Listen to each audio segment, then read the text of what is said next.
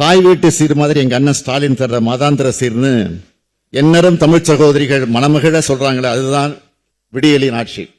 ஆட்சி பொறுப்பேற்றதும் கோட்டைக்கு சென்று நான் இட்ட முதல் கையெழுத்த மகளிருக்கான கட்டணமில்லா விடியல் பயணம் திட்டத்துக்கு தான். விலைவாசி அதிகமா இருக்குதுங்க. நான் ஃப்ரீ பஸ்ஸே வேண்டாம், நீங்க விலைவாசி கட்டுப்படுத்தினாவே போதும். ஃப்ரீயா தரேன், 1000 ரூபாய் தரேன், 500 ரூபாய் தரேன், நேரம் அது ஒயின் ஷாப் தான் போகும். சரிங்களா? விலைவாசி இல்லை, யார் வந்தாலும் சரி ஃப்ரீ வேண்டாம், கட்டுப்படுத்தினா போதும், நல்லா ஆட்சி நடத்தினா போதும். ஓகேவா?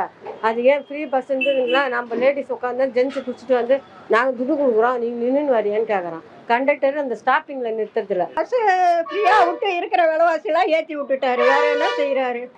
பஸ்ஸு இப்போ வந்து 10 ரூபாய் டிக்கெட் ஒரு 5 ரூபாய்க்கு இருந்தா கூட எங்களுக்கு சந்தோஷமா இருக்கும்.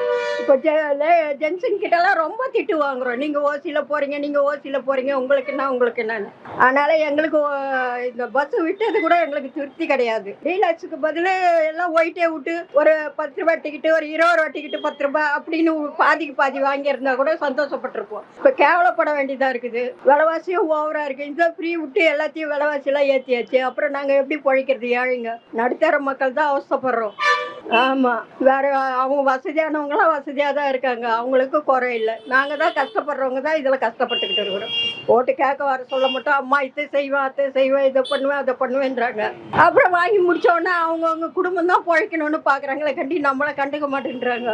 என்ன பண்ணுறது? நாங்கள் இப்படி பண்ணிவிடுவோம், அப்படி பண்ணிவிடுவோம், விலைவாசியை குறைச்சிடுவோம், நாங்கள் இதை செய்வோம், உங்களுக்கு என்ன வேணும் சொல்லுங்க அப்படின்றாங்க. விலைவாசிலாம் குறைக்கிறது மாதிரி தெரியல, இருக்க ஏறிக்கின்னு தான் போகுது. நாங்களாம் எப்படி தான் பிழைக்க போகிறோன்னே தெரியாத தத்தளிச்சிக்கின்னு இருக்கோம். இப்போ வந்து நாங்கள் வந்து இங்கெல்லாம் இல்லை, சென்னையில் இல்லை, நாங்கள் வந்து மேடவத்துக்கு அண்ணாண்ட ஒட்டியும் பார்க்கோம் காரணம். அங்கெல்லாம் டைமுக்கு தான் பஸ்ஸுன்னு சொல்லுவாங்க. ஆனால் அவங்க இஷ்டத்துக்கு வர்றது, அவங்க இஷ்டத்துக்கு போகிறது தான். கேட்டால் இருந்து ஏற்றிக்கின்னு போங்க. எல்லாம் மாறி டைமுக்கு. இப்போ சைதாப்பேட்டில் கேட்டோம்னா நீங்கள் மாறி மாறி போய்க்கினே இருங்க, ஏன் ஒரு பஸ்ஸை எதிர்பார்க்குறீங்கன்றாங்க. எங்களுக்கு பஸ் இருந்தா இப்போ வந்து சுரங்க ட்ரெயின் கட்டுறதுனால எங்களுக்கு மேடவத்துக்கு பஸ் வசதி இல்லை. இல்லைன்னா நாங்கள் மாறி மாறி போயிடுவோம். அப்போ இப்படி பதில் வருது கேட்க போனால் நாங்கள் என்ன பண்ண முடியும் சொல்லுங்கள்? அதெல்லாம் சும்மா மக்கள் எந்த ஆட்சி வந்தாலும் மக்களுக்காக பிழைக்கிறது பண்ணுறதில்ல. அவங்கவுங்க குடும்பம் பிழைக்கணும், அவங்க சொத்து சேர்க்கணும், தலைவருங்க சொத்து சேர்க்கணும், எம்எல்ஏ அவங்க சொத்து சேர்க்கணும், அவங்கவுங்க பேரில் தான் பெனிஃபிட் இருக்கணும்னு பார்க்குறாங்களே. எங்களுக்கெல்லாம் உழைக்கிறது கிடையாது யாரும். நான் தான் சொல்கிறேன், பப்ளிக்காக சொல்கிறேன், எங்களுக்குன்னு ஐயா பொதுமக்களுக்குன்னு யாரும் கஷ்டப்படுறதில்ல. அவங்கவுங்க குடும்பம் பிழைக்கணும், சொத்து மேலே சொத்து சேர்க்கணும், அவங்க வசதியாக இருக்கணும், காரில் போகணும், 1க்கு 4 கார் கூட வாங்கி வீட்டில் நிறுத்திக்கணும். பஸ்ஸெல்லாம் வந்து இப்போ கூட ஒருத்தர் கத்திங்கன்னாங்க, பஸ்ஸில் நிறுத்தவே இல்லை, 5E வந்து நிறுத்தலையே, ஓடுறாங்களே 2 வயசானவங்க என் கூட தான் உட்காந்துருந்தாங்க.